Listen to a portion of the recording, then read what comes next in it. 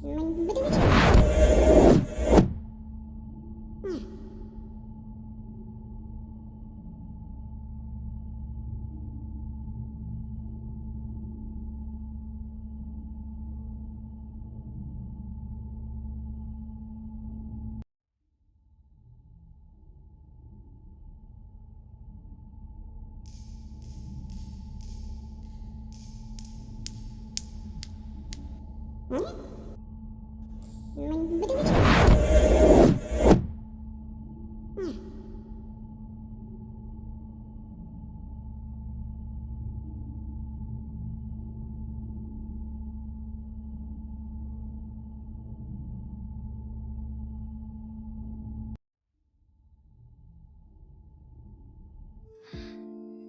evening and welcome to yet another stream of Animation Pandemic. And tonight we're going to talk about visual effects, or rather jobs one can do in visual effects. Last week, if you remember, we were talking about the jobs one could do in animation. And today we're going to see if the visual effects pipeline is similar or different, and to which degree, and which jobs you can do there. And maybe also we could do which jobs you can do in visual effects that you can also do in animation, because nowadays the two things are merging more and more together. So maybe let's get started and see what's the deal with this. So I'm going to load my map in here. There you go. And in here, this is a map that you can find if you visit screenskills.com. It is actually quite a good resource. I'm going to go there for a second just to show you how interesting this is. If you're interested in working in the media industries, you have on screenskills.com a whole section dedicated to film, TV, visual effects, games, animation, and live TV, let's call it that way. And if you click on any subsection, you will get into the descriptions of all the roles, including a map of the roles and how they relate to one another. And while this is not a complete representation of the world as it is today, it is still a good way to get started, I think. So I will post the link in the chat anyway, just so that you can go there if you need. So let me grab the PDF link. And there you go. By the way, welcome aboard if you've just joined, and thank you for tuning in. So let's have a look at the map a bit more closely. In here we have a map which is very similar to the one we had last week. There will be some differences, and of course the one thing one is usually interested in as soon as they start is, how do I start? How do I get my foot through the door? And I think that's a very interesting question. So depending on who you ask, you will get different answers. But one answer that is very often common in the UK, for instance, is that your entry-level position is that of a runner. We talked about running last week, and the runner does a little bit of everything in companies. I mean, they go from bringing coffee to the clients and the directors to actually doing some CG works, depending on where they are. In the smaller company, a runner may do a lot more. And as Francesca Pesce, the lead lighting and comp at BlueZoo, was saying last week, there are some companies in which they don't really have runners, because their philosophy is that they just want people to do the CG in there, and they don't necessarily need runners.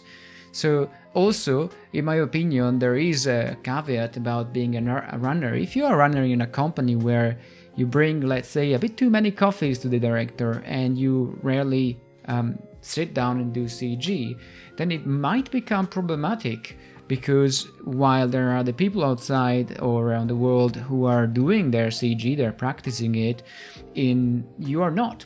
So this might actually be a counter effect that one didn't think of.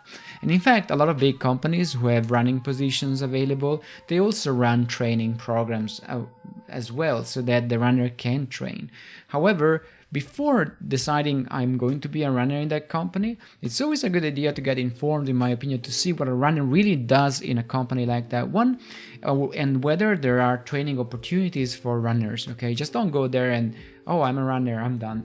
You don't know what's in there until you ask and you get informed. So in general, the runner is also a way for the company to know whether you are most suited for other roles which are around the company. I mean, maybe a runner could turn into a 3D artist or an animator. However, as I said, you have to check the specifics of each case before you can say for a fact that that's the route you're going to take.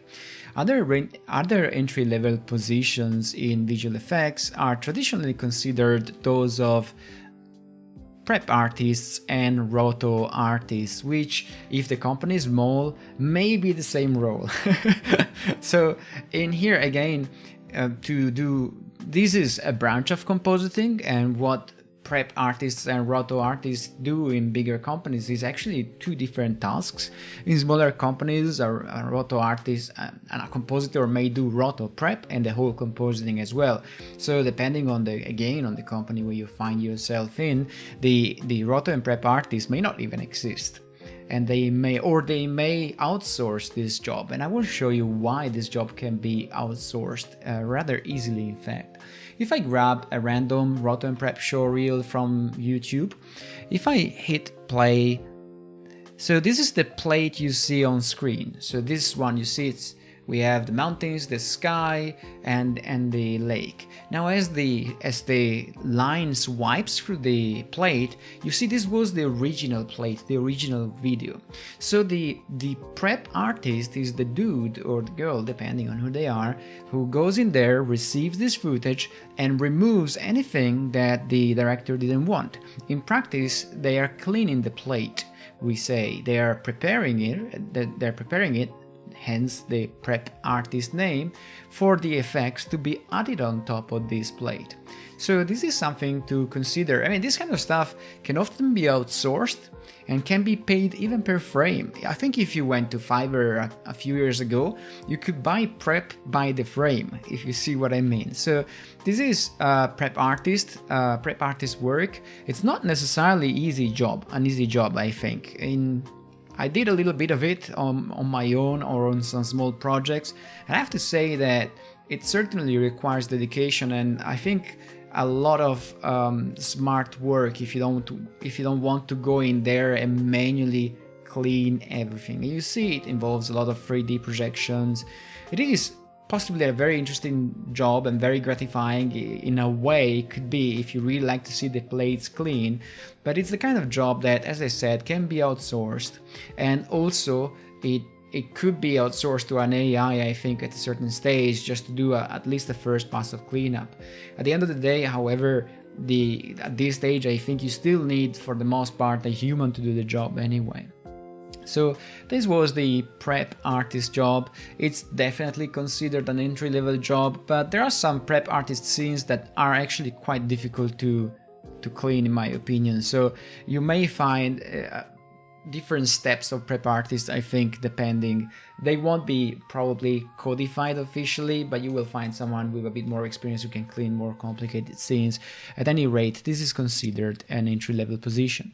The other very traditional and entry-level position to compositing is roto artist. Now, while, as I said, in small company, prep and roto can be the same thing, in big companies you may have prep and then you may have roto. What does a roto artist do? Well, if we grab again a random showreel, and there's nothing like grabbing a showreel to understand what a discipline is about, what happens usually is that they give you a plate with say a character, and they tell you, you know what, we need to color correct that specific character, or maybe we need to change the background. So the roto artist will go in there and they will mask the various parts of the character until they get a matte out of it, an alpha, that is a transparency that then they can use to punch a hole through the plate, and now they have the characters without a background. Now, as you see, again, roto can be fairly complex, but there are tools to make it easier. I mean, generally speaking, you can do roto with After Effects, with Nuke, or you can do roto with Fusion as well. That's another tool that you can employ. A tool that is very often employed is called Silhouette. I'm not sure I'm spelling it right. There you go, this guy here. This is a tool that is made specifically for Roto and Prep, and it has a bunch of cool inside tools to make the job a lot easier. So this is what you will be given as a very junior compositor in a very big company to begin with. And of course, the way to get in is either by running first, they would say in the UK, but my suggestion would be to just build a showreel and make sure it's solid enough. It's not so common for a junior compositor to get into a big company and be given a full-on compositing shot. Much less so if the shot is visual effects heavy. Good evening, Nicola Tesla. Welcome aboard and thank you for joining. Tonight we are going to talk about visual effects roles. In fact, we already started. So sit tight and thank you again for joining. So we have, and remember guys, the chat is open in English, Italian and Spanish. So if you want to ask questions, just shoot away and I will do my best to answer. So we have talked about running Prep Artist and Roto Artist, and it has to be said that Prep and Roto is something that you will not find in animation production. Because in animation production you very rarely, if you do, find live action footage, then there is no need to Roto and Prep. And don't worry, Nicola, thank you for joining again. So in visual effects, in full animated movies, every pixel is generated by a computer. So if it's the rule is that if it's generated by a computer, it can also be selected by a computer, and hence you do not need Roto and Prep. That's usually the rule. So you won't find these two people in a full CG company. So that's something to keep in mind. So another entry-level position that this map outlines, remember this map is not complete, it's fairly complete, but it doesn't represent the whole world anyway. The modeling artist, this is a good subject, I think, because it is true that the modeling artist is an entry-level position, or could be, but at the same time you have to imagine that the bar is pretty high for modeling at this stage. So the modeling artist, in fact, will need to prove their worth, I think. And a lot of stuff is also done with photogrammetry. So in fact, for a very junior position, you might get into a company and you may receive a model that is made in photogrammetry, that is rotating the camera around a live action character or prop and taking pictures at correct intervals and then translating that into a 3D model. So if we have a look at photogrammetry, in fact, you can do photogrammetry with your phone if you want it. You don't really even need very expensive stuff. So you can go around with your phone or a camera, shoot a video, go around the character as you shoot the video, and or the pictures, and when you have enough data, as software, there are many pieces of software online, some of them are actually free, will chew onto all this data that you produced, and eventually they will produce a 3D representation of your model with the textures on top of it. A lot of the work that is done for games or all the Quixel mega scans that you see on Unreal, for instance, are very often done in photogrammetry. The deal is that in some production, in some situations, photogrammetry is just not good enough, and especially if the model needs to deform, you will need to also retopologize. So retopologizing might be one of the first jobs you get as a very junior modeling artist if your showreel maybe isn't quite there yet. So there is a bunch of things that you could end up doing as a modeler in a company, and it's not a given that you will be given the hero characters. In fact, you won't most of the time if you are just starting. It has to be said that if you are a modeler who wants to work for full animation, and you are a modeler that wants to work for visual effects, or you want to work for games, the free reels will maybe a bit different, I would say. Visual effects will always favor very realistic creatures. It has to be said also that with the advent of Unreal, the difference between visual effects and games is less and less. So in practice, there are possibilities that if your showreel is detailed enough, it can be appetizing, so to speak, to visual effects companies as well. So the modeler can actually go and work for a number of places. Nikola Tesla says starting a career as a retopo artist is good. It is potentially good, I have to say. The point being that how can we say that? The point being that I once met with somebody who started his career as they started their career as a retopo artist. They were retopologizing digital doubles for very, very big blockbusters. And the problem is that if you just do that year after year after year, unless you put in your own hours to improve on your modeling skills, you may never go past a certain level. So just like anything in life, if you get stuck doing the same thing over and over, you may become an expert in that thing, but you may not know about the rest. So while it is good in some instances to start as a retopo artist, I would say that retopologizing is a skill that at this stage is something that you would expect modelers to be able to do without having to hire an external guy to do the retopology for them. So I think as we move on to better and better technology, there will be less and less need for a dedicated retopo artist. And so it is good to know it. In my opinion, you should be able to do it if you're a modeler, but don't rely on it as your entry point necessarily, because technology is getting a lot better. But having said that, this modeling artist is a good starting point in my opinion. And if you're interested in modeling, you can expect that they will give you at the beginning props to rig. That you won't be given big stuff to model. You won't be given big stuff to model, I would say. You can't really expect that unless you have some experience already and you're somehow known to the company. So that's for the modeler. There is another position that was traditionally considered an entry-level position, and it still is in many ways. This is the match move artists. There you go, these guys in here. So match move artists deal with the name somehow is self-explanatory. They deal with taking live action footage and then matching 3D objects onto the motion of this live action footage. So sometimes these match move artists can do maybe only body tracking, for instance, or object tracking.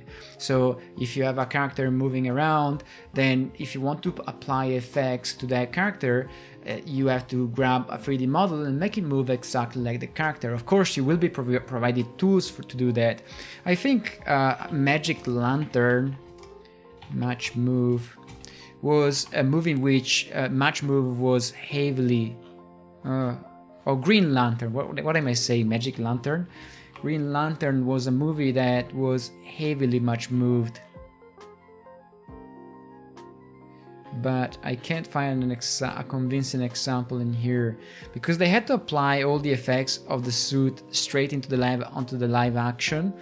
Then they had to match move the whole thing. So all the suit was applied straight onto as a CG effect.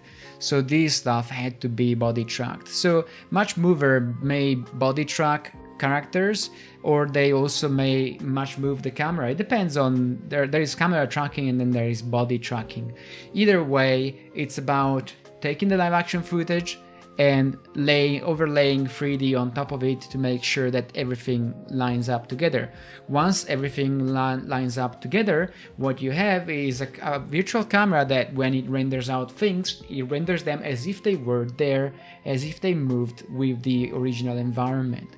It is considered an entry-level position, but I have to say that I've met people who I mean, they were really pros. I mean, much move supervisors, camera tracking supervisors, they really know a lot about cameras, lenses, lens distortion. And having a good much move supervisor on set on the day of the shoot is really a great help for a company. So it's an entry-level position, but it's an art in itself. So you can stay in that department, in my opinion, and become super expert in cameras and lenses. And then we have we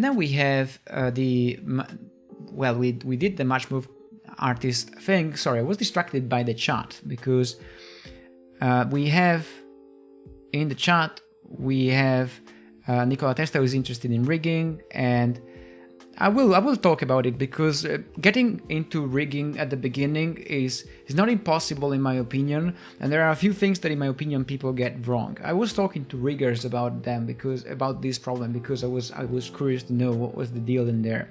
So we will get there when we do rigging, Nikola Tesla.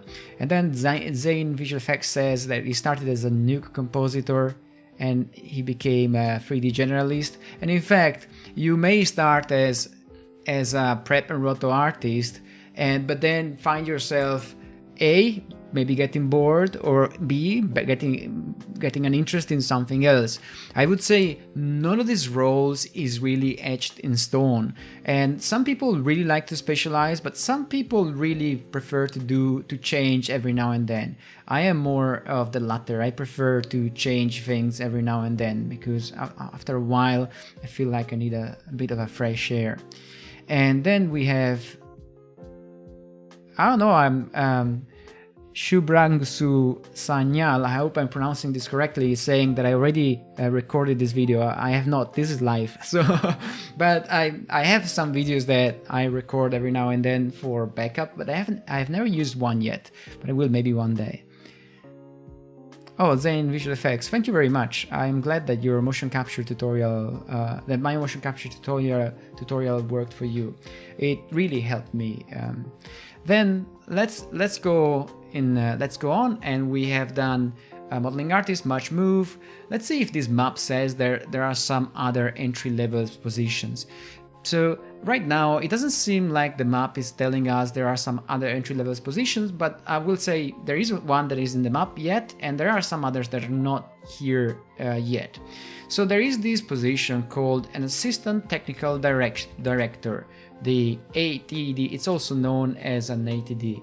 I'm trying to move the map to the right, but quite not managing that. There you go. So an ATD. The Assistant Technical Director is some person who may be tasked to solve a bunch of different problems. In practice, these guys are generalists.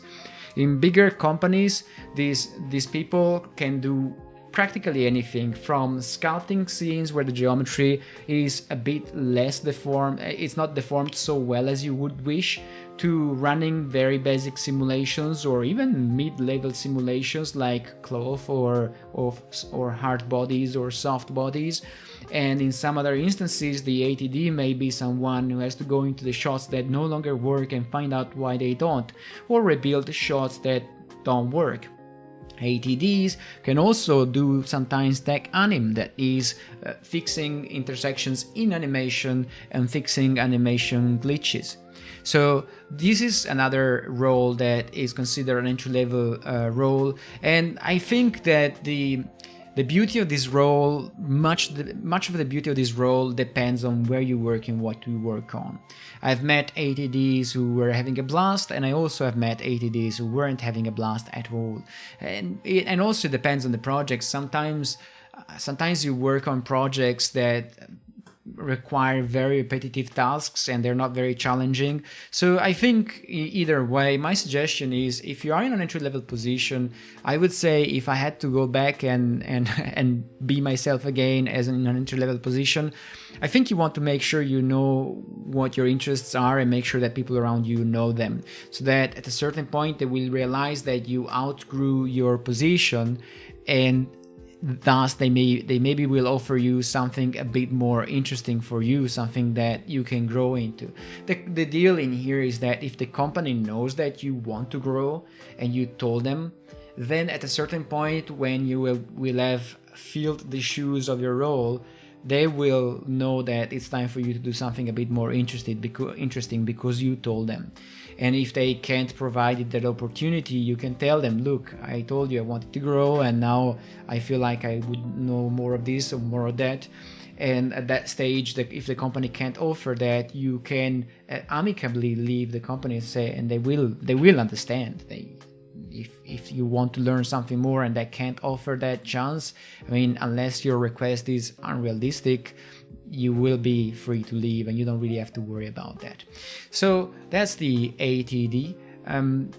Then Femke is saying online, do you think it is easier to get an entry-level position as a generalist, even if you want to do a certain aspect, or would you still think a certain level of specialization would be better? This is the never-ending conversation, right? I mean, is it better to start as a generalist or not, or is it easier to start as a generalist? I would say that if you want to start in a small company, it's easier to do so as a generalist. So if you want to start in a small company and stay there for longer, and you're not just going there for a freelance gig, then starting as a generalist is actually easier, because you have to imagine that I set up a company, okay, and I have a budget of, I don't know, for this year I have a budget of $40,000. What am I going to do? Am I going to spend $10,000 for an animator, $10,000 for a rigger and so forth, to just keep them there a few months, or am I going to work with a generalist who can do a little bit of everything? Of course, I won't be able to expect a generalist to be as good in every single discipline as an animator, or is in animation, for instance, but still I will get job done, and it will be economically viable. And this is one of the reasons why, if you watch showreels from smaller companies, the quality may be not as high as you would think. And that's not because they're not capable of doing good stuff very often. It's just that in terms of practicalities, it's easier for them and cheaper to get a generalist and get the job done. And maybe the budget of the projects they're taking on board does not allow them to take specialists. So there is that aspect, Femke, of generalist that is to be considered when you're thinking about it. My suggestion is, however, do not think in terms of which role is easier to get into, because there used to be a way of saying at the very beginning of CG, which was, if you're very good at simulating tornadoes and your showreel has beautiful tornadoes, but you really hate doing tornadoes, then the suggestion is, do not put these tornadoes in your showreel, because they will call you to pay you to do tornadoes, and you will have to do it 8 hours per day or more for years to end. So the thing is, try to think where your interest lies really, and just follow your interest, and then you will see that things will fall into place, because your showreel will demonstrate that you have that interest. So there is someone saying it's difficult to shift from Maya to Unreal. Unreal, I have to say, is pretty user friendly. The other thing is, at this stage, you can't do everything you want to do in Maya in Unreal, and I'm not sure you can get there, to be honest, because the way Unreal was born. I think for a few years at least, you will need an external DCC package. So for instance, Blender would be a great option at this stage. If you are a bit nostalgic, you can still use Maya. It's still considered industry standard, and some big companies are not really considering yet to switch to Blender, although smaller companies which are a bit more flexible are switching to Blender, in my opinion. Well, in my opinion, I've had some of my students work in Blender already after school. So, and I've received a couple of offers in which I asked, is it Blender or is it Maya? And it was Blender, for instance. So I think Blender could be an alternative to just dropping Maya and go into Unreal, for instance. And it's true that the software changes every few years, although Maya has been around since at least 20 years now. Maya has been around. and as some sort of standard, by the way. So there is software that has been around for a longer time, but I am digressing. So let's go back to the map a little bit. And I was saying there are jobs that are in here and that are not on this map, but in my opinion they should be, and they still are entry-level positions. So one such job is tech anim, for instance. So I will put it here on the side and I will zoom on it a little bit. Actually, no, I can't write as I zoom. So tech anim. Ooh, come on. Just a second. I need to write. There you go. Let me write. And right. So tech anim. I lost the ability to draw on this. Oh, there you go, I'm back. So tech anim, for instance, I'm writing it in a terrible way, but you get the picture, I think. So tech anim, this kind of horror-like text that I wrote on screen, is yes, I provided the link in the chat to the Skillshare website. Tech anim is that kind of department where they receive maybe the animated shots from other departments, and these shots maybe need to be sculpted because, for instance, they might contain intersections that the company doesn't want to see there. And so this is a job that is considered an entry-level position, and very often tech anim has to do a lot more complex work like fixing simulations, sculpting shots, or doing simulations as well. So that's and you may have some people who are experienced in there, but it's a good position to start if you are an animator, for instance. So and so Femke is saying, really interesting how certain questions give opposite answers depending on the company and artist you ask. Makes you think a good amount of time about where you want to go and how that influences decisions. And yes, I think Femke is raising a great point, guys. You ask me, I will give you an answer, and my answer is based on my experience and my personal taste as well. You ask, say, you go to Framestore in UK, and they will give you a different answer because they have other needs from what I have, and they have a different experience for sure. So, and this is why I keep saying, look inside yourself, see what is it that it interests you, and work on it. Because if you are just listening to what all the companies and people are saying and doing, and you decide your life based on that, you're going to be pulled left and right. You're never going to stop, right? Because one day we need new compositors, and one day we need journalists, one day we need specialized people, and one day we don't need anybody.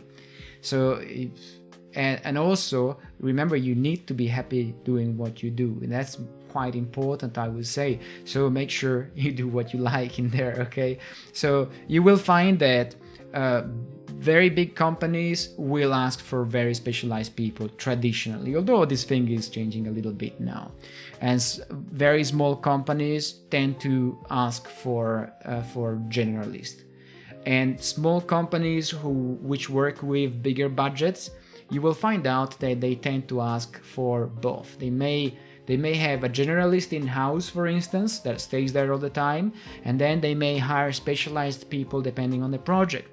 Because maybe you're doing a project that requires a very good compositor, and this dude who is very competent may charge you, I don't know, £350 per day, £400 per day, £600 per day, depending on how experienced this guy is. And the company may do a very well-aimed investment. They will say, you know what, we have a generalist full-time in here, and we are going to hire this dude that does very good compositing for 3 weeks to solve this specific problem we have, this TV ad, for instance, we have.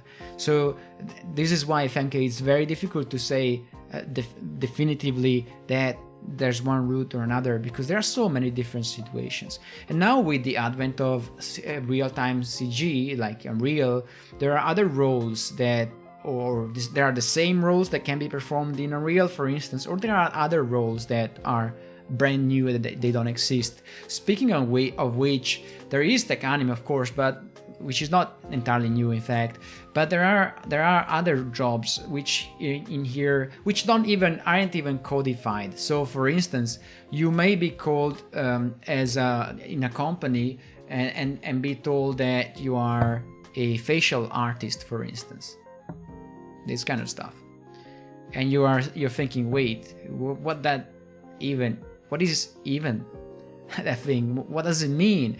And you don't know, and you will not until you get there, I guess. It's because you have to imagine that a big company, for instance, may be able to develop their own tools to do, say, facial motion capture in a certain way. However, the tool is not perfected yet, so they may need some human intervention to tweak that facial data. And so they hire extra junior people, usually generalists, people who just left school and they have a show with a bit of everything, and they put them there to make sure that they complete what the machine can't complete. And thus you can become a facial artist, a body artist, I guess, maybe exists, I don't know. I know facial artists exist, for instance. So you have to have a look also at these roles, because there are roles that are unique to certain companies and unique to certain periods of the visual effects industry, and they are advertised in an interesting way. I mean, you read them and you don't know exactly what it is. I mean, when they told me, look, there's a facial artist role, and because I always check which jobs are going around, I was thinking, what? I mean, is that facial animation? And then I saw that people who weren't animators were hired there, and I thought, okay, so it's not animation, because otherwise they wouldn't be hiring them. It must be a proprietary technology. And somebody's saying, at DNEG, everyone is called ATD. Yes, in fact, in the past 10 years, people went from being lighters to being lighting TD. For instance, riggers from riggers to be rigging TEDs, for instance.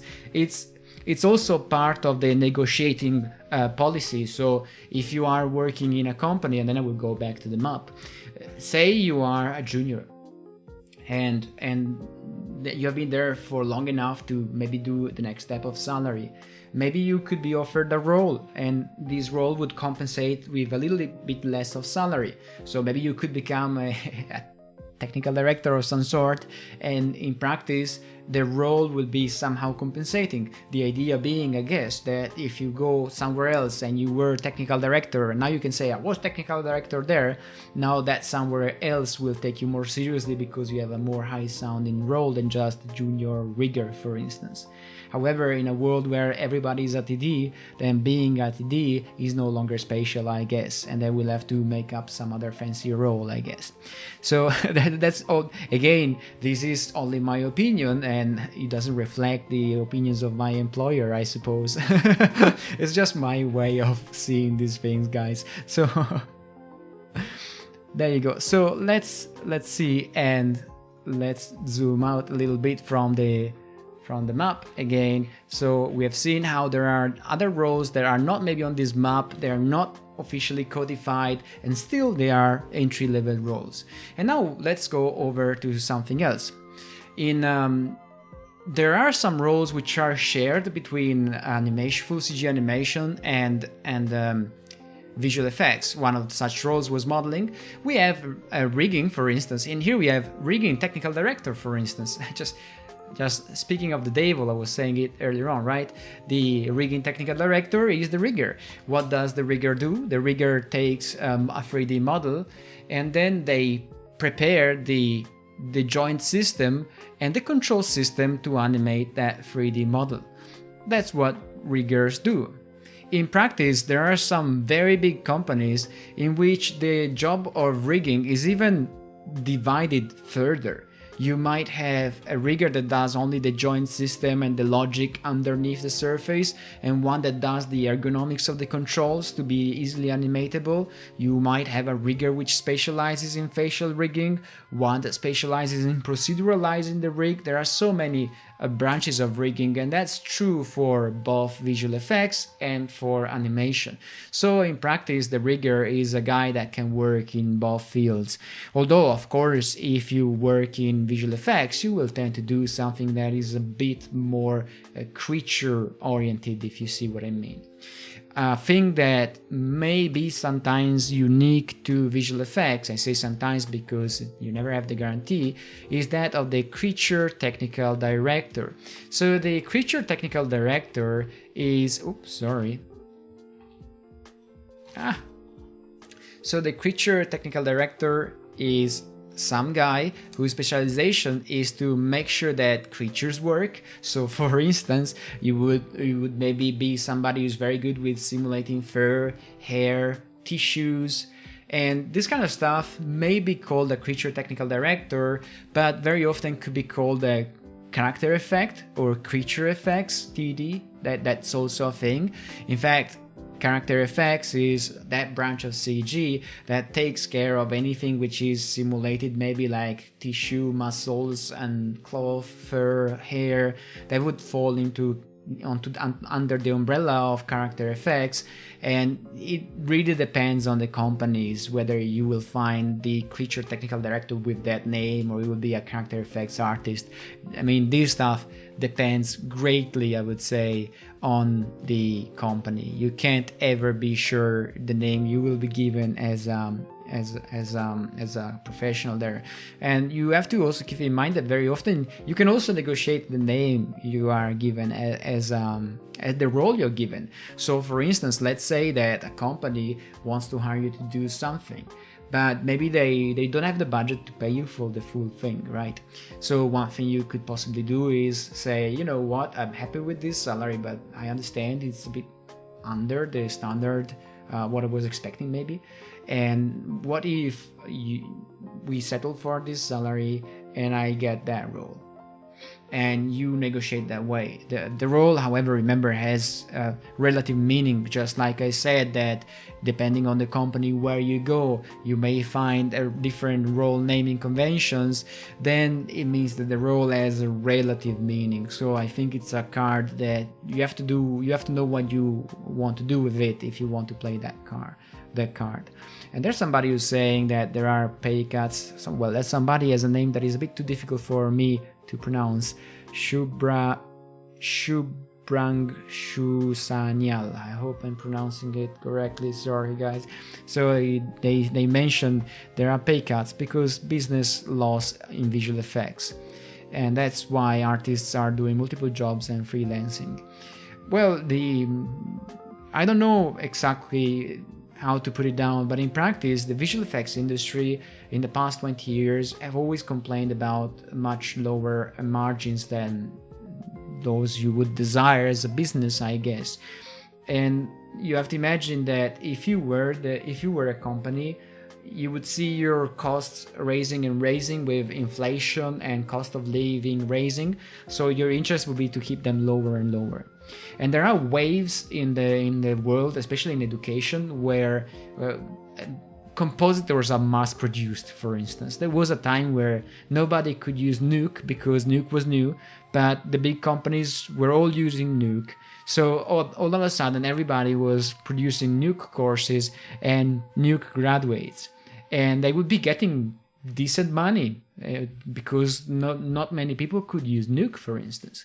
But then when the market saturated and everybody knew how to do comp, guys, I mean, I'm an animator and know how to do comp and Nuke.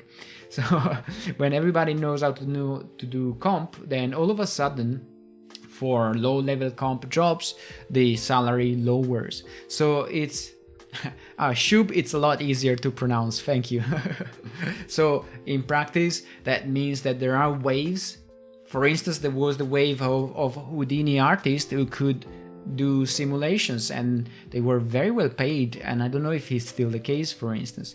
And there will be a wave probably of a bigger wave again, another wave of people who need to work in Houdini, because as Maya grows older and older, some bigger companies who maybe are using already Houdini may consider switching to Houdini altogether.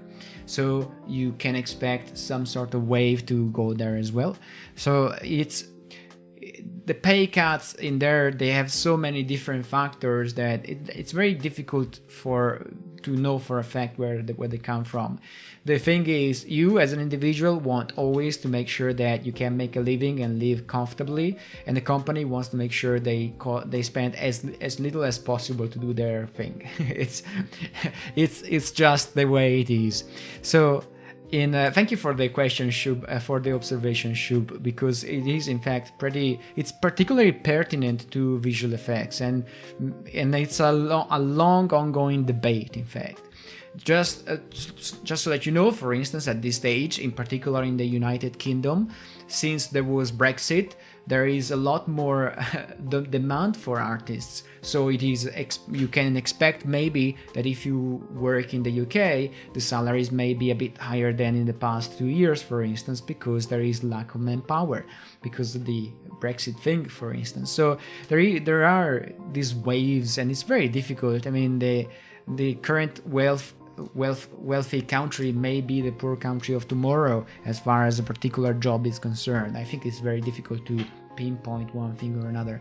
So we have the rigging TD, we have seen the creature TD. Let's stay on the technical side of things and let's see what else do we have in there. So in there we have the FX Technical Director, FXTD, and the FXTD is some dude, and this guy is again in common between animation and visual effects. Again, however, in visual effects they may be looking towards more realistic effects. In animation they will be doing maybe something more stylized. The visual effects, the effects technical director takes care of usually destruction, like collapsing building, smoke, fire, fluids. And again, this job can be done in real time. There are a bunch of software packages that do that in real time nowadays. You don't have to, and for a lot of projects it's not even that necessary to do a complex offline setup of FX.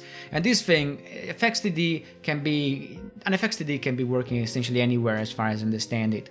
You can be working on the next Jurassic World, or you could be working on the next TV ad for, I don't know, a very famous brand of chocolate, depending on where you're needed. The thing is, very small companies often don't have an FXTD in-house, for instance, so they may hire a freelancer for just a few days, even for a pretty high price. So if you're interested in effects, I think it's fun, and there are effects also in games, although it's an entirely different way of doing them. It's not as the same as doing them for visual effects movies, for instance. So FXTD, definitely not an entry-level position usually, although it depends. Maybe you have a very good showreel and you're hired anyway, and maybe you will start as an ATD and then move up the ladder very quickly because you're valuable. And should be saying they will make a very attractive reel for look dev artists and apply in the UK. We will get to look dev artists because I think they're an interesting evolution of the industry. Nicola is asking, how do you become creature TD? I mean, there is very few resources for learning. I think creature TD, what can you do? I think you should study grooming hair, for instance, and you should study muscle, probably tissue, and you should definitely get in touch on LinkedIn with somebody who's already a character FX TD, for instance, and ask them what you need. There should be a course online in character FX course. I remember, I don't remember what was the name. It's a course you can download, you pay a fee and you download it.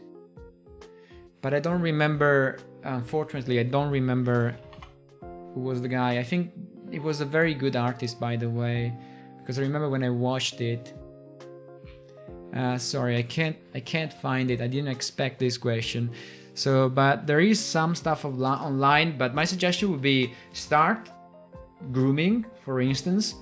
And from grooming you can try feathers and start muscle simulations. For instance, a very utilized software for muscle simulation right now is Ziva Dynamics, which is often used in even in small companies, but you see even in big companies. If you see the logos, and it's used both for realistic and non-realistic stuff, and it does the muscle simulation for you. So, well, for you, you have to make it work anyway. So I would say, Nicola, look at that stuff, because it could be a good start to do stuff. My suggestion is also maybe team up with an animator or a rigger, and you grab one of their rigs and you add muscles and hair and feathers and cloth to them, and to an animation that somebody else made. It's very important that the animation looks good anyway, because it will give a much higher value to your work. Let's put it down that way. If you can't find any animator, grab mocap and do your effects on it. So that would be probably my advice. But again, the first thing to do is go on LinkedIn, find someone who does it, see what their showreel contains, and ask them whether there is a way to start studying somewhere. And most people will answer. You will be surprised. And so let's see what else we have in there on the map. We have done almost the whole technical part, but we have two different roles in here. One is a technical director, a pipeline TD, this guy in here. And the other dude is a software developer, this dude in here. Now, if you are in a very big company, there may be software developers and there may be pipeline TDs, of course. If you are in a smaller company, there may be a pipeline TD, which is a software developer. If you're in a very small company, then maybe none of these people. The thing is, however, if a pipeline TD is hired or a software developer is hired, they're usually there to stay, because it's a bit like the people who build a machine. They know how the machine works, so they're probably going to stay there for a long time, because the machine will need to be maintained and evolved and so forth. So these roles are definitely not entry-level positions, because the whole security of the pipeline relies on the work of these people. And I mean, how the pipeline TD is the guy who code the structure, so that we know that when we press a button after animating a shot and we press publish, that data is funneled somewhere else to the next department in a format that the next department can use, for instance. And that's what the pipeline technical director would end up doing. The software developer may do a bunch of other things that are still related to the project, but they don't necessarily deal with pipeline. So for instance, it comes to my mind, I think the lines are a bit blurred in here, and you may find a bunch of things that a bunch of roles that aren't really called that way. So for instance, if you have seen the Lion King from MPC,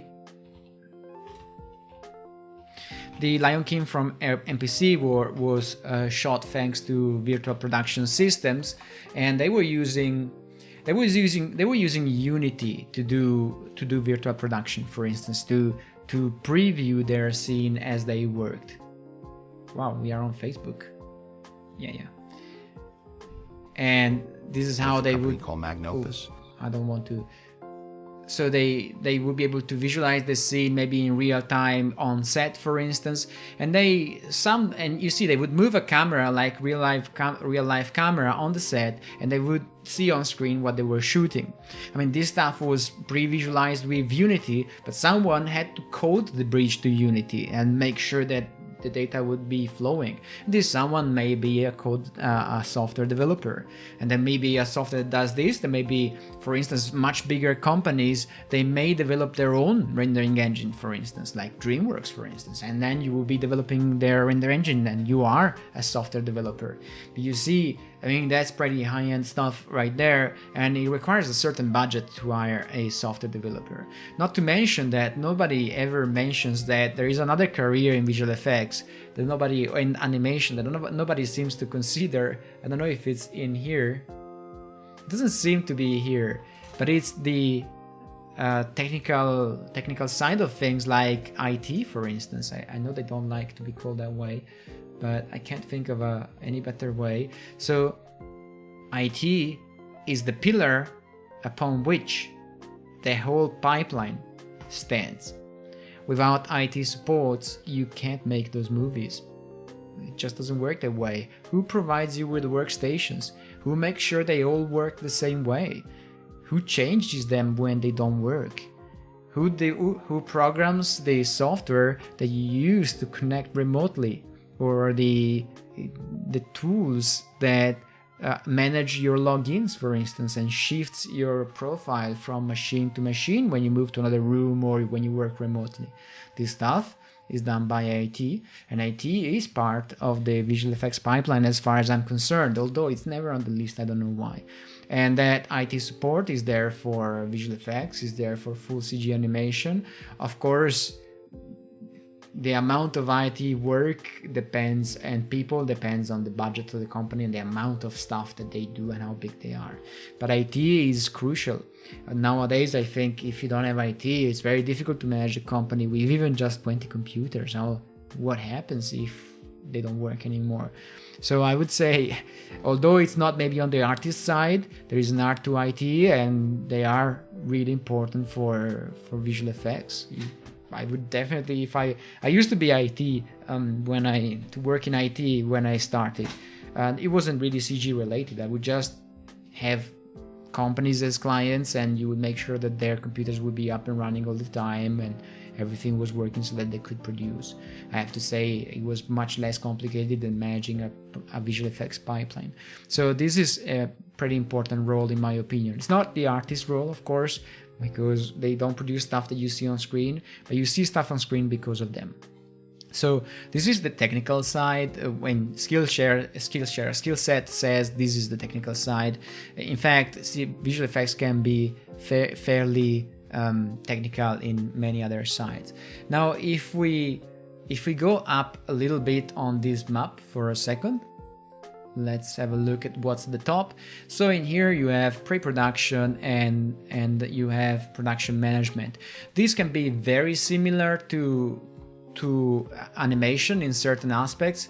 So for instance, if we check the visual effects producer, the production manager and production coordinator, these roles are there also in animation, and we've discussed them the previous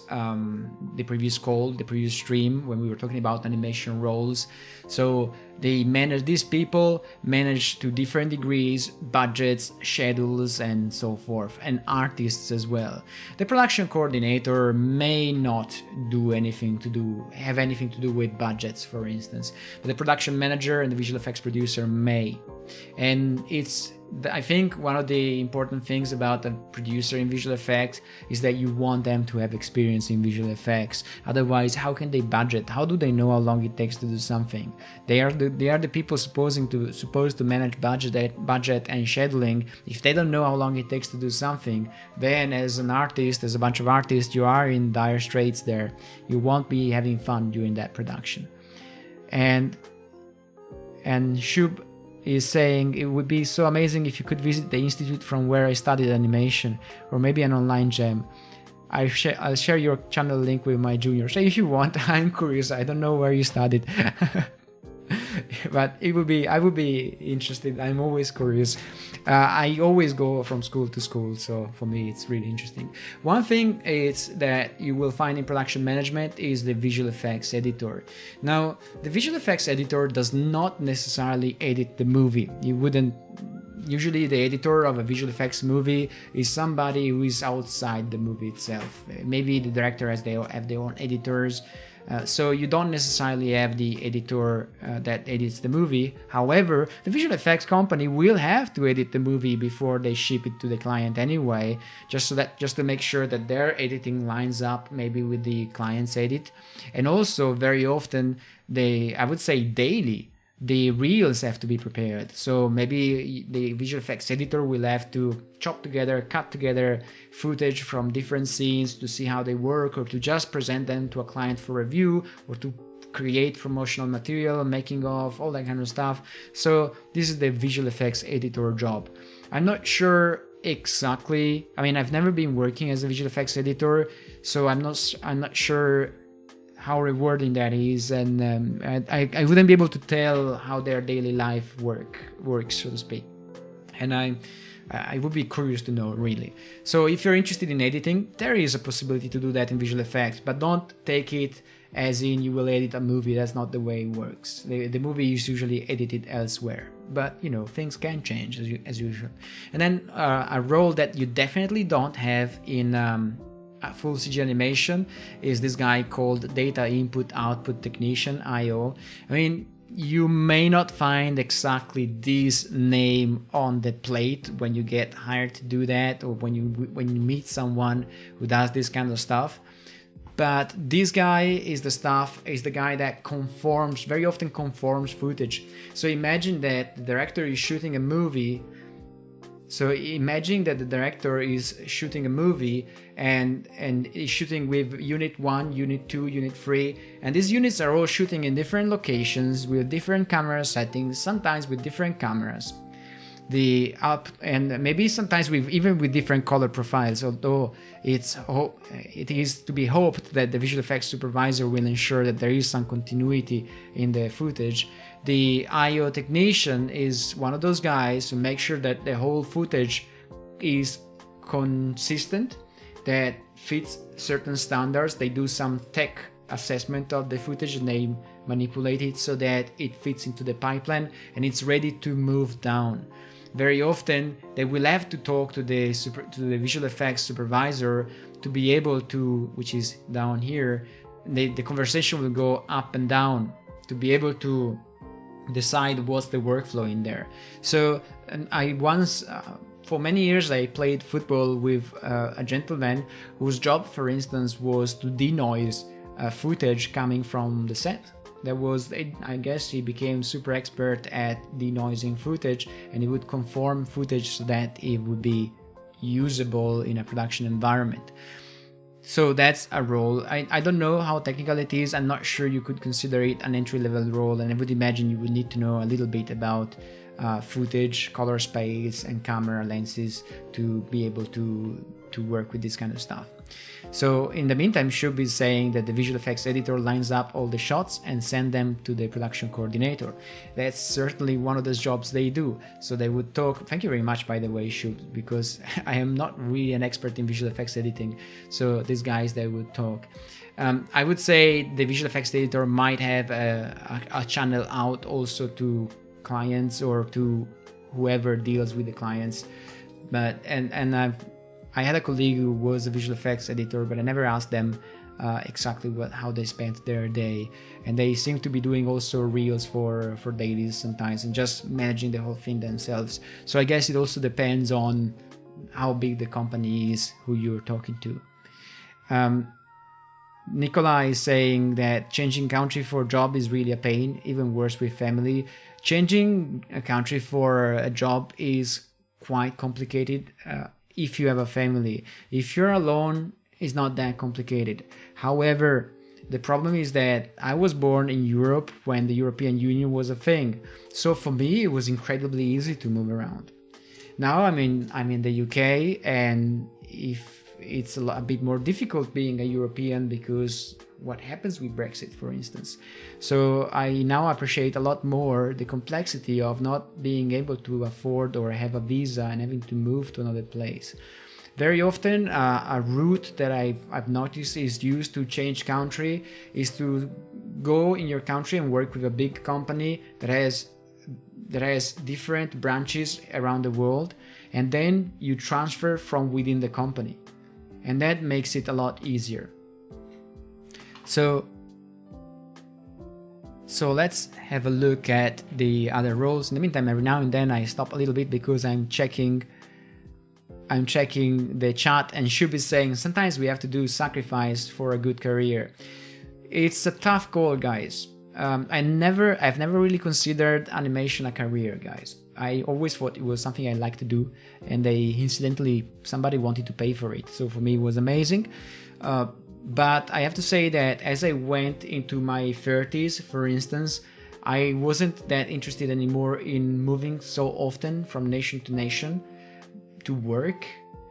And I was more interested in stabilizing a little bit and maybe visit other nations and stay in there just for a few maybe weeks or months if I had enough savings, and then come back rather than working there. But I think if you work in a nation, it's a lot easier to get to know the nation. But yeah, there are this, for instance, one of the side effects of traveling for visual effects, in my opinion, and we talked about it in one of the previous streams about the logistics of animation, I think, is that, for instance, now I see my parents once per year because we are in different nations. So, and it's very difficult to grow a relationship even with your family if you are far away. So that's, I think that's a pretty big sacrifice at the end of the day for a lot of people. So I think you should consider that. Then we go down a little bit and we find what they call the CG department. The CG department can contain a bunch of people, of course. They do a lot of work. A lot of the stuff you see on screen is done directly by these people. We have, as usual, the animator. And the animator, well, it's the same thing as a full CG animator, except for visual effects. The animator will be required to do more realistic stuff very often. Animation can again be divided in hero animations, so the characters which are in the front, secondary, say, crowd animation or background animation, depending on the company, and tech animation, for instance, is also a thing. The animator removes the characters and the beasts around, the creatures around, and makes sure that the performance is reasonably good. And if you start, you won't be given a hero shot, and you won't be given a sequence if you're a starter.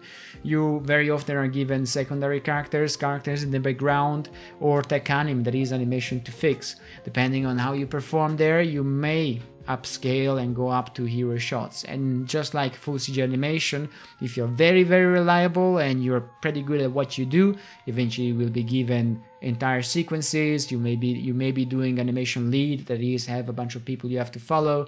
And then if you stay there long enough in a company and you're very reliable and you behave professionally all the time, then you may become animation supervisor or whatnot, depending. I mean, animators can become producers, or it depends really on what they want to do, but any role really. And you may go into a company and do one job and then find yourself doing something entirely different after a while, and that's just because you were interested in other fields and you were exploring other fields. I think I talked about that in a stream with Francesca, Pesce and Max Bottega about, what was it? I think it was about teamwork, possibly. I don't remember what was. I don't remember if it was networking or teamwork. We were talking about this very thing for which you can change department and learn other things and then end up doing something entirely different. Then let's have a look at the look dev artist. This is interesting. Yes, sorry, Nicola was saying something about it's very hard to get into rigging, and I promised I would say what a rigger told me about why it's difficult to get into rigging. So apparently one thing that a lot of aspiring riggers do is they follow a course which rigs an entire character, and then they put that in their show reels, and that's fine and dandy. But the problem is that just like you followed a course to do a fully rigged character, I can do the same. I can put it in the show reel and I can say I'm a rigger. But the rigger really is there to solve some specific problems. They're there to make something that would be complex to animate easier to animate. So this rigger told me, and again, it's just the opinion of a rigger, which I incidentally shared, so it's not necessarily the opinion of all riggers around. They told me it would be good to see, for instance, prop rigging. So a prop that has some complex movements, a prop that has some hard surfaces and soft tissue, and see how they rig that, just to see if they're actually solving the problem. Because one of the issues with rigging is that you may be very technical and you may be doing very high level rigs, but at the end of the day, they're not easy to animate, or they're slow, they don't perform, they have a bunch of issues, they're buggy, very buggy maybe. So I think what the gentleman was suggesting is that you should put something that is not just a character in there. Show us that you can rig a prop that has a certain degree of complexity, and let's see if you can solve the animation problem there, if you can make it easier to animate. So show us solutions to specific issues, because as we said, you could make a character rig nowadays. If you download Advanced Skeleton, you can rig the whole thing up. So you really have to show solution. And again, I would suggest go on to LinkedIn and get in touch with people who are rigging and ask them in their particular line of work, what is it that they are looking for a rigger? What they are looking for in a rigging show reel. That's what I was trying to say, yes. And then there is Anirudh. Welcome back, Anirudh, who's saying, I don't know if you remember, but I asked a question about a company that was asking for a 40-second in 24-hour animation test. I'm in India. Oh yes, I remember that. How did it go? And you managed to make you managed to make it to make 6 seconds and got pushed into another round of tests. Wow, okay, that sounds a bit interesting. I will come back to this, I think. So the second one was a 20-second body mechanic shots or with a fight, and I see, and you haven't heard from them since. So in practice, if you are given a test, this is the story of someone who was given a test to animate for an animator position. Since we're talking about animation positions here, it's worth remembering that companies do ask for tests. And then they delivered the test, but they didn't manage to do the whole test, and they haven't heard back. They didn't hear back. In practice, guys, if you're asked for a test and you don't deliver the whole thing and you don't hear back, it means that the company is not particularly interested for whichever reason. They might be right, they may be wrong, guys. Don't take it personally. Personally, I turned down tests because I was just working somewhere else. I couldn't just afford to do a test, especially a free one that would take me several days. But I know that even in London, some companies, they ask for a test, but usually they don't ask for a complex fighting scene as a test. They ask for maybe a body mechanics shot with a single character and a very simple action with clear references, for instance, just to see how you deal with that. And usually they answer to your test within the day if you're good enough, very often, or maybe it takes a bit longer, because if it takes longer to answer for a test, it means that the company may be evaluating other options. And if you're waiting for a long time, you can ping them and say, look, you can say very gently, very kindly, maybe since I have to do some preparations in case this job is something that you're interested in still offering me, it would be good to know a bit in advance if you think the test was suitable your needs, for instance, and see if they react to that. Sometimes I had to ping a company and remind them that we were in a negotiation and I didn't hear back. Always be very gentle, guys, because they owe you nothing in practice, and they may be evaluating other people as well in the meantime. You don't know. If they ask you a test, they will ask other people a test as well. Thank you very much for writing it here. In fact, when you wrote, I was like, oh, of course. Then let's have a look at the lighting artist. So lighting artist is the same you would find in a full CG production. They are the dudes who place the lights in your scenes and make them look really nice or dramatic.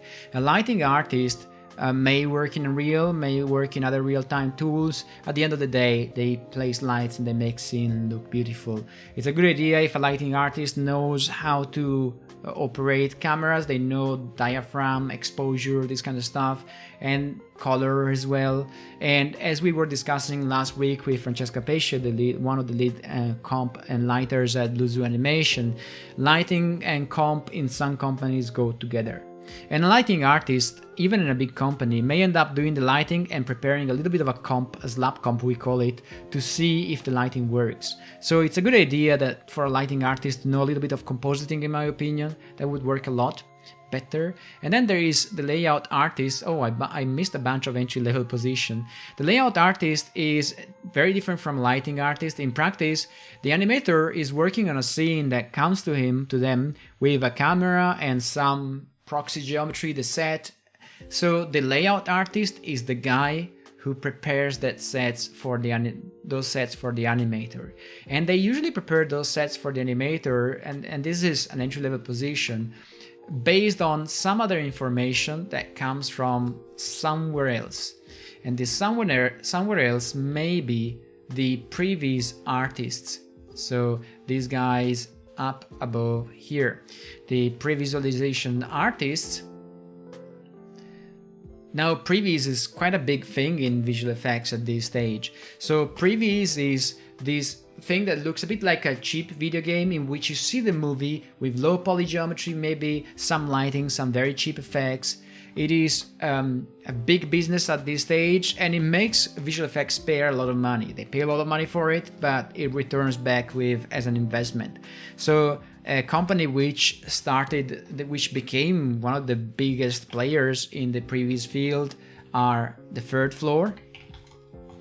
And the Third Floor can give you previs, which is something that looks a bit like a game. This is previs, for instance. Actually, this is post-vis probably.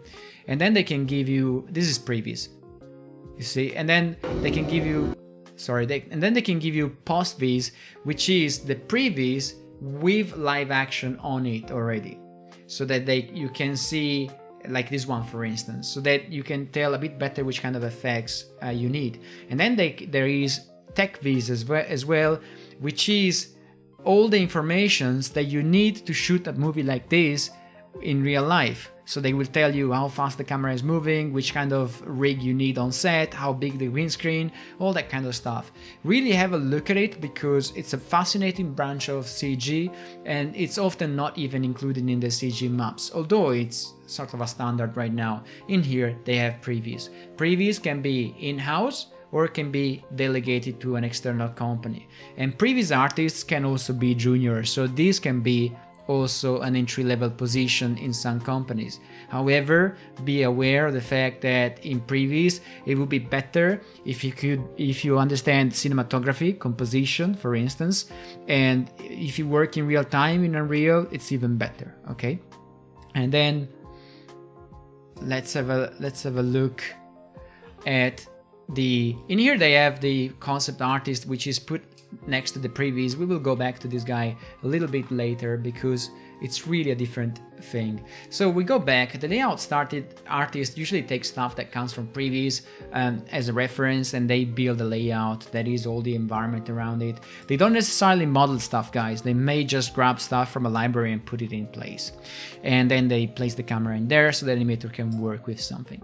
And then we have the environment artist, and this is pretty much the same thing as an environment artist for full CG animation. So they produce environments, except of course they have to look more realistic. You may be an environment artist that uses Unreal, or you may be an environment artist that works in Modo, Houdini, Clarice, and you name it. There's so much stuff. And environment artists usually use a variety of tools, because maybe there's a tool that is good at doing trees, or maybe there's a tool that is not good at doing trees. So you may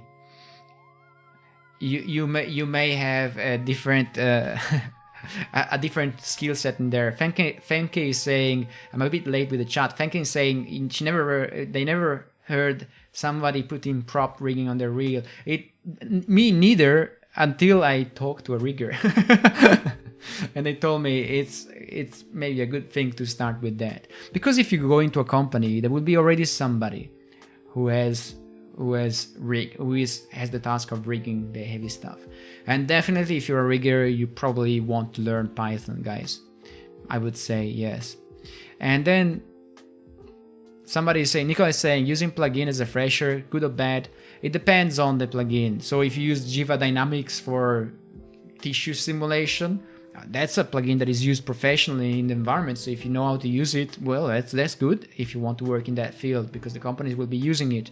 So that could be a good thing, but it depends on the plugins. I think Shub is saying which plugin, and I think there is a good point in there. It depends on the plugin. I mean, it's very difficult to say, and it depends also on what you want to do, I think. Anirudh is asking, is there any good way to learn about cinematography and composition? I think the cheapest way to learn about it is probably to, if you're a lighter, for instance, take a movie with very good lighting and try to replicate that lighting, try to understand how that lighting is made. And copying from people who made it already is a good beginning. What makes a scene, for instance, what makes a scene work? What's study composition starting from art, and then check how composition is used in movies to direct the attention of the viewer. A master of composition is, of course, Kurosawa. And if you want an easy start, and I really suggest you watch Ran from Kurosawa. So we got to the recommendations before even getting to the recommendations. So I really suggest you watch this movie called Ran from Kurosawa. It's a great movie. The compositions are amazing, guys. The composition always amazing. One thing that often happens in animation when people place cameras is that they place the cameras too high, too low, or they rotate 360 degrees, they place POVs in the head of characters. But remember, there is a reason for placing a camera in the head of a character, and there must be a solid one. Otherwise, guys, you're just placing cameras around randomly because it's cool. But every camera movement, every cut has a reason, okay? So get used to it. And another thing, a very soft start in learning editing and composition is a channel that has a very few videos, and I know that the YouTube algorithm will punish me for that. But there's a channel, I'm going to recommend it anyway because it's good. Every Frame a Painting, it's called. And Every Frame a Painting is a great channel to understand how editing and composition is used to tell a story. So watch these videos. I'm going to paste the link in here. Watch these videos because you won't be watching a movie the same way after watching these videos. They really tell you a lot about how composition works, how editing works, and so forth. So, and if you're interested in about a good book in which they mention cameras is Dream World, I think, by Hans Bacher. Let's see, Dream Worlds, production design, this guy. It's not an affiliate link, sorry, I wish it was. And in this book, they talk about production design and composition, color choices. It's a pretty good book, so I really suggest you have a look at it. There's also this book, Setting a Scene, but it's super expensive and it's hard to find. I accidentally have it. I don't know how it didn't cost that much when I received it. So I think it started to cost a bit more later. So in fact, if you do previs, composition is a must, camera work is a must. Then we have a texture artist, which is considered here an entry-level position. And I would say the suggestion here for texture artist is consider that when you get in, you probably I should move the texture artist a bit more in the center of the screen. There you go. Remember that at the beginning, you will be given smaller stuff to texture, stuff that even if you screw up, you're not going to make a mess. So be relaxed about it. If you're a texture artist nowadays, in practice, you will be expected to know a little bit of substance painter and substance designer. The whole substance suite, it's a great suite. And I really suggest you dig into it because it really revolutionized in fact, I even purchased it many years ago. I think we are talking about at least 6-7 years ago. The moment I saw it existed, I was like, yeah, that's the way to texture stuff. Well, it was Fanke saying, accidentally I have it.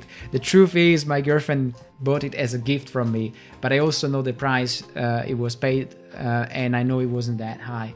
So accidentally. So Nicola Testa is saying, which kind of texture is little stuff? Props, as usual. All the stuff that you see as a prop in the background of a movie, that's textures. Or say we need a digital double of a car and it's in the distance, or it flies in the sky, for instance, very quickly. Well, that's something you can texture as a texture artist who's just starting in visual effects. So that kind of stuff. Character work, you're probably not going to get much character work as a texture artist at the beginning. However, having said that, if your showreel is really good, guys, you can really get the good stuff even from the beginning. So don't take my words as gold or stuff that cannot change.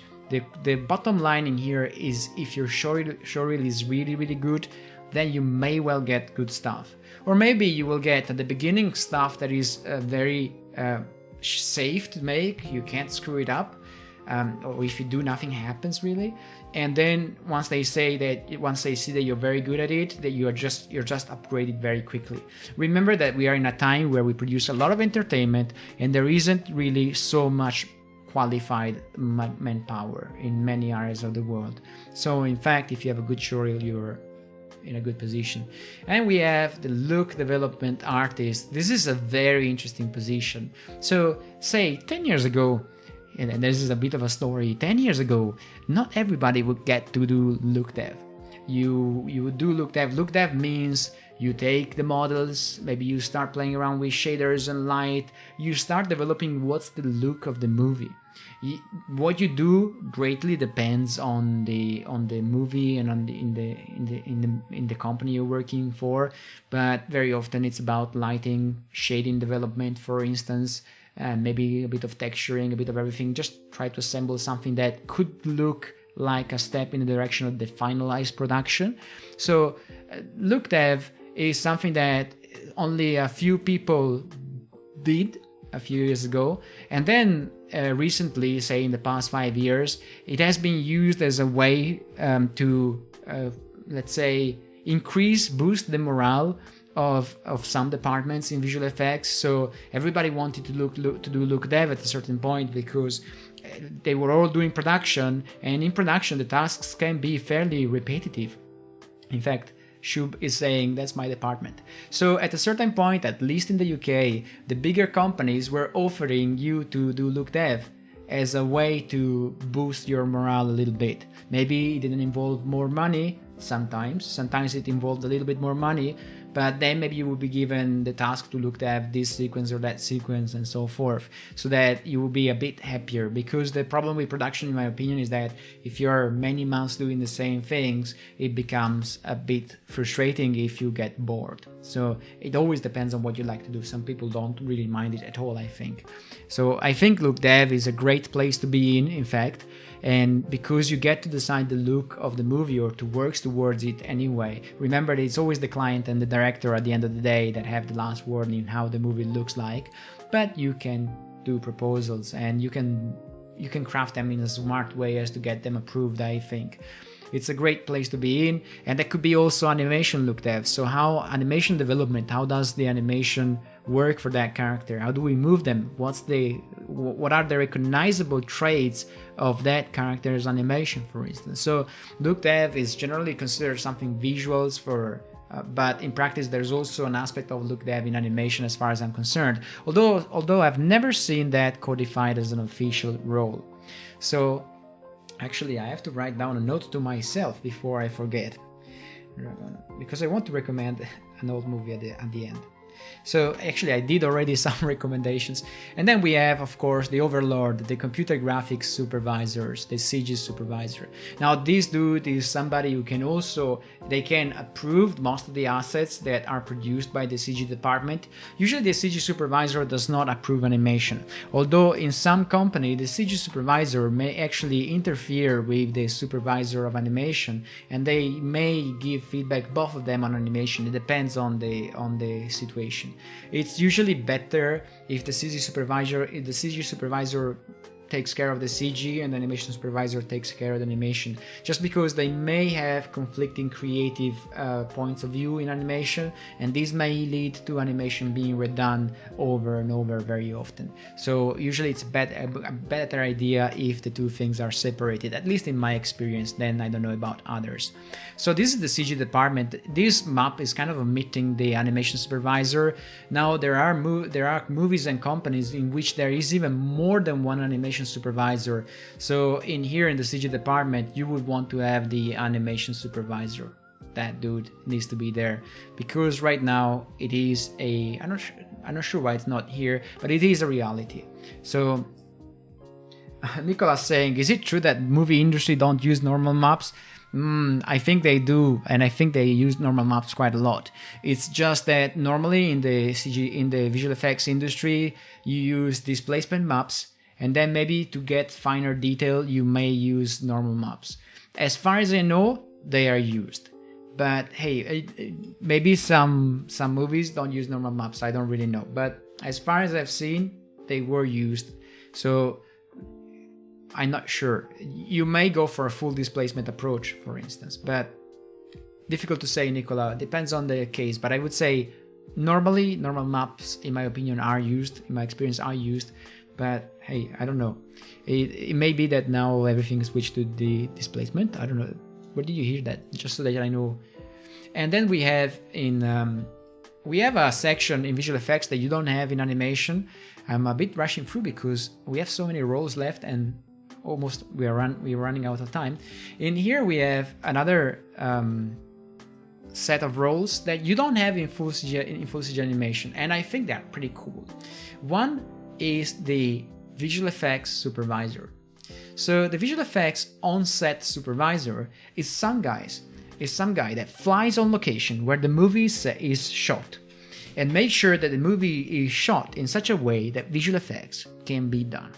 Now, depending on the relationship that the company and the visual effects supervisor have with the client or the director, the visual effects supervisor can actually talk with the director and discuss how a shot could be better produced on set, so that visual effects can be cheaper and it can be done on budget. And in fact, Shub is saying, of course normal maps are used. Oh, thank you, Shub, because at a certain point I thought, am I missing something? Because I thought maybe it's no longer used and I missed that, but last time I checked it was used. Yes, so thank you very much, Shub, for that. For a moment I was thinking, normal map not used? That's strange. So also one of the problems with displacement is that very often it displaces geometry. So sometimes, and you see it only at render time. So normal maps is a bit gentler as an approach for objects that don't have much need for a displacement if you need just a bit of detail. So in here, the visual effects supervisor goes on set, talks to the people on set to make sure that things are working for visual effects, if they're lucky.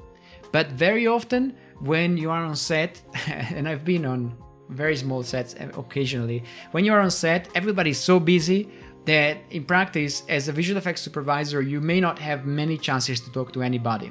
So you just have to make sure that you take those few seconds you have to talk to people and make sure that things are ready to be receiving visual effects. So depending on the scenario, you may or may not even be able to do your job properly. If a movie is really heavy visual effects intensive, then the visual effects supervisor often has a lot to say on set and they speak maybe with the director quite a lot. But in some instances, the visual effects supervisor may not be able to do much. It really depends on the production, and also because, I mean, sometimes the visual effects supervisor may ask for the lighting to be of a certain kind so that it becomes easier to do visual effects. And maybe sometimes the director would say, no, I have my own DOP, the director of photography, I want the photography to be that way, you work around it. So you have conflicting experiences and feedback as a visual effects supervisor on set. And the guys that work, the gentlemen who work with the visual effects supervisor often are the data capture technician. I don't know if that's usually the role that you would have as in naming. On set, you will need to collect information for visual effects. So how big is the set, where are the characters, how tall is the camera, how does the camera move, do we have motion control, what's the lighting, do we have to take HDRI pictures or samples of the scene, do we have to do a LiDAR scan. So who's doing that kind of stuff? The data capture technician and the visual effects supervisor would coordinate to grab all the data that we need to pass to the department. The better they do their job usually, and the easier is the job for the next department. However, not always this is possible, and not in all productions you have the luxury of having very expensive equipment on set, for instance. But if you are a filmmaker out there and you're listening to this, the suggestion is, before you go shoot, guys, go to a visual effects person and ask them what's the best way to shoot so that your effects can be done and can be done at a contained price. And since filmmakers at the beginning are always saying, oh, I did all the movie and now I need visual effects, but I don't have a budget with that. If before shooting your movie you go to a visual effects person, then you won't need a super massive budget to do the effects, and you will find other ways to shoot that still work with your story. So this is my suggestion for for you, just an unrequested suggestion for filmmakers. And I guess we are almost done, and we have down there, speaking of visual effects supervisor on set, I really suggest you watch the making of Mad Max Fury Road, visual effects director, because there were, I don't know where it was, but there was there were several articles in which they discussed how it was to work on Mad Max and how the director mixed real life effects with digital visual effects, and how the director set the visual effects guys free to do their work. That's, however, how it's presented. We will never know, I guess, if it was marketing or if it was true. But I have to say, I watched Mad Max Fury Road a few times, and I always thought I didn't even quite notice the visual effects, apart from maybe the guitar shot going in, with the guitar going into camera. That was a bit excessive maybe, but everything else I was thinking that was quite interesting, and the movie is kind of a blast, although it's a chase at the end of the day, right? So let's go back to the compositing department. So we said the prep artists are cleaning up the plates, the roto artists are making sure that we have a mask for each character that needs to be masked. Very often these two guys are the same person in some smaller company. Should be saying the day to night conversion on Mad Max is outstanding. Yes, I think the effects of Mad Max are outstanding. I mean, you watch them and you don't even look at them that much. You just watch the movie, which is a great sign. I mean, the best visual effects are invisible visual effects, right? Those you watch and you don't even think they're visual effects. You just watch the movie. However said, maybe that is for the visual effects artists who do all the work, and then the audience is like, amazing movie. And they don't even see the effects. So there are a lot of movies which I think there is a statistic somewhere that says that nowadays 90% of the movies have visual effects. So, and you don't even see them because a lot of it are just invisible visual effects. A lot of it is just prep. They're just cleaned plates. So if you start with rotten prep, you may go up to graduate and become a compositor, but you may also start as a compositor in a small company somewhere else and just enter as a compositor in a company. So, or you can also start as a runner from above and just go down into compositing, or from underneath, really, rather. And the compositor is the person who usually, I mean, there are different breeds, I think, of compositors. There are compositors who may be a bit more junior, and they're given the CG renders and the visual effects plates, the live action plates, and they composite them together, and then maybe do a dust pass, and they do a little bit of integration pass, And then there are compositors who do the heavy lifting of effects, for instance. So what you will do depends much on your skills. So the junior compositor at the beginning may just slap CG together with live action and make it work really well, and that would be it. Color grade everything so that it matches with the previous and next sequence, and that would be it.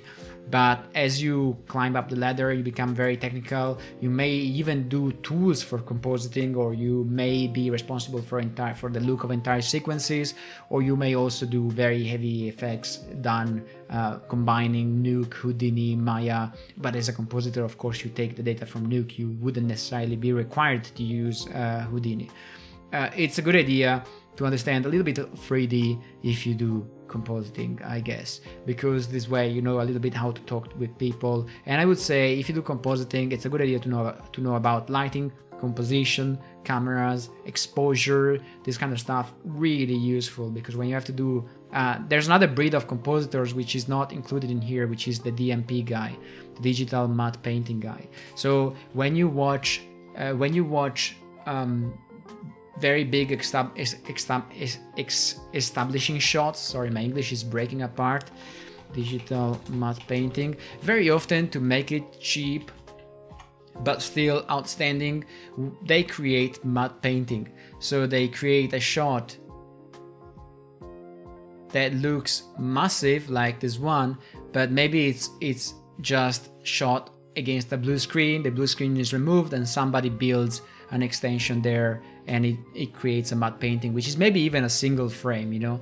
So matte painting is really a thing, and it's quite cool as a technique, I think, because it makes you create scenes that look a lot bigger than you would normally believe.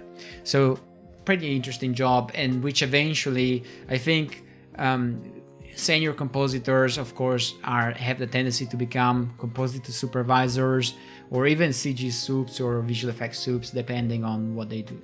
The compositor supervisor will oversee all of these people, very often with a network of leads in between. So and the compositing supervisor can be specialized in live action, but you can be a compositing supervisor for full CG as well. It is true that if you do a lot of CG and you rarely do visual effects, there's still a learning curve. It's not as if you have been around for a long time in CG and now you know how to do compositing for live action. You still have to do some stuff there and learn.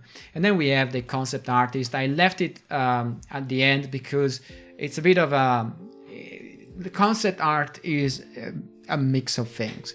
Now, in visual effects companies may have their own concept artist section, but they may also purchase art or even receive art from other companies which were contracted to do just the art, and the visual effects company is tasked with the idea, with the task of taking that art and turning it into CG.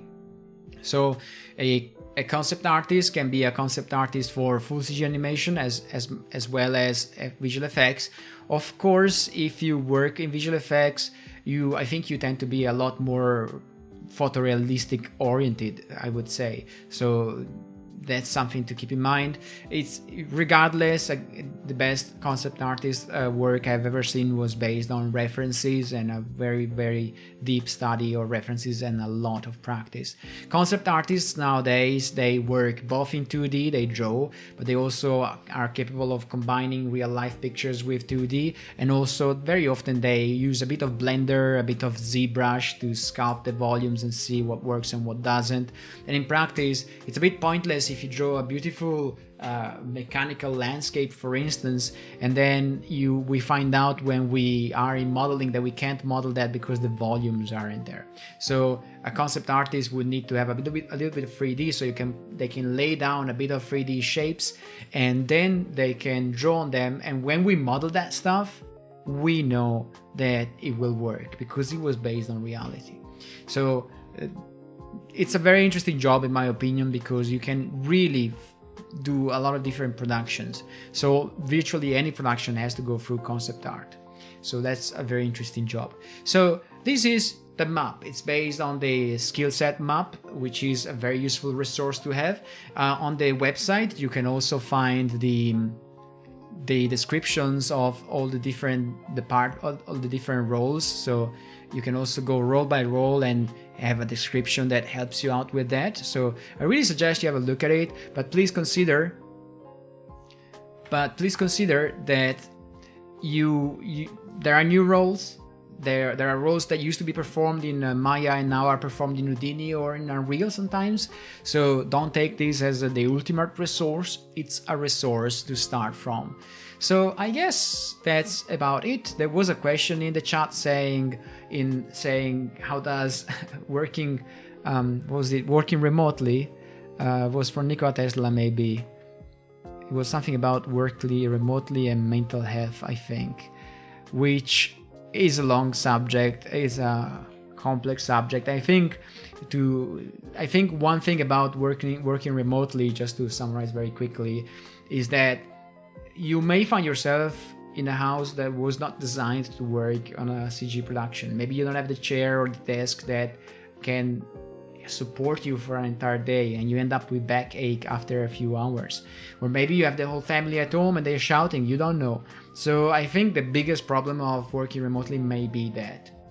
In terms of anything else, much depends on your. I think you need to meet with people occasionally at least. Otherwise, I don't think your mood is going to improve anyway. So it's probably the topic for another. I think I did a stream with Francesca, Max, and Daniele about working remotely. So maybe you can have a look at that. So that's it for tonight. I would like to close with a recommendation for tonight. And the recommendation is a very old movie.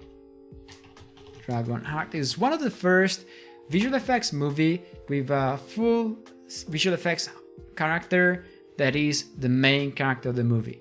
The movie is Dragonheart. Was produced many years ago. We are talking about 1996.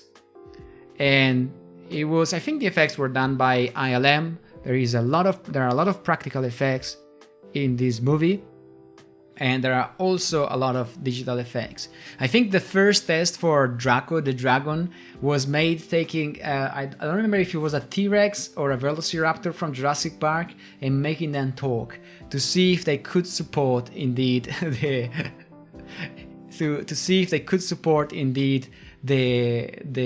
acting. It's also a good movie. It's not just an interesting movie from the history of visual effects perspective, but it's a good movie in general, I think. It's of course a bit outdated, but I suggest you have a look at it. The movie is Dragonheart. Have a look. I think it's worth your time if you have nothing else to watch. And it's also interesting to consider it was 1996. So very interesting. And thank you very much for joining us today. Nicola was saying, how does working alone affect your mental health?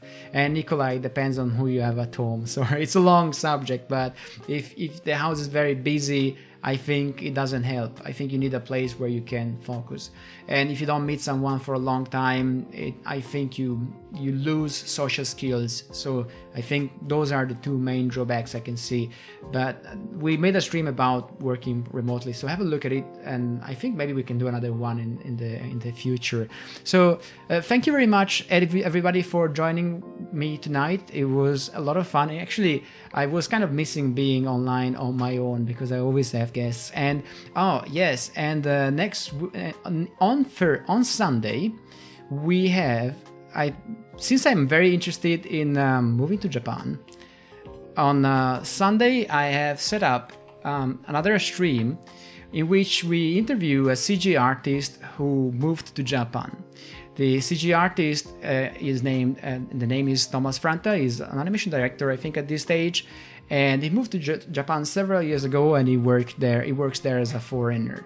And I want to start doing a bunch of episodes about working in Japan as a foreigner, because it's something that I'm potentially interested in doing myself. So unfortunately, the time is not very friendly because it's the Japan time zone. So it's going to be on Sunday at 1 p.m. British Standard Time. Sorry about that, but that's the only way I could do it live. So have a look. See if it's interesting. I am very interested in it. So other than that, I will post it in the chat, so maybe set a reminder on your YouTube channel.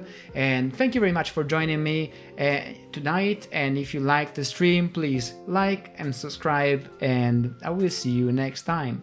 Again, have fun. Bye bye.